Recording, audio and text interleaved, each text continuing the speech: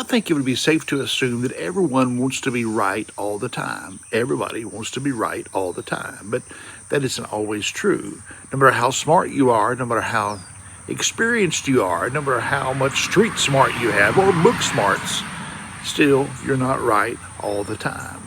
Now, I have met a few people that actually think they're right all the time. And you look at their life, and most generally, if somebody thinks they're right all the time, that means they can't learn.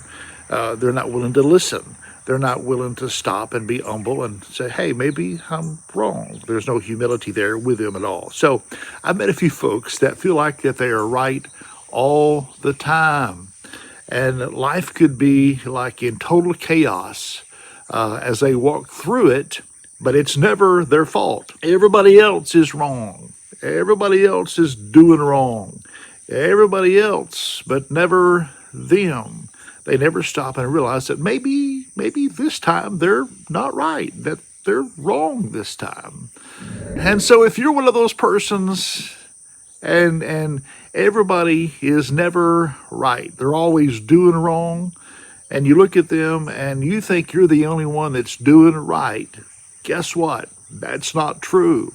You're not the only one. You're not the only one that's doing right. Possibly even you could be doing wrong. You could be wrong. If you're constantly in conflict with everybody, if everybody else is the problem and you're not the problem, maybe you should stop and look at yourself and examine yourself and take personal inventory and think, maybe I'm not always right, because nobody is always right.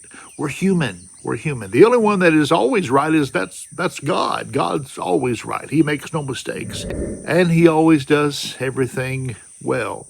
He's perfect. We're not perfect, but God is. So maybe you think you're perfect. Well, you're not God. I'm not either. And I have made my share of mistakes.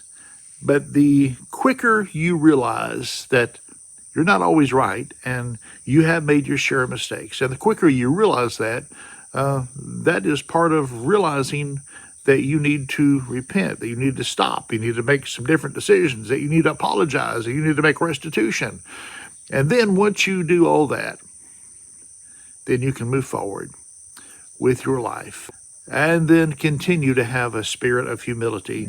I thought that the older I got, the more I would know. But in reality, I'm realizing that I'm still learning, I'm still growing, and sometimes I'm wrong.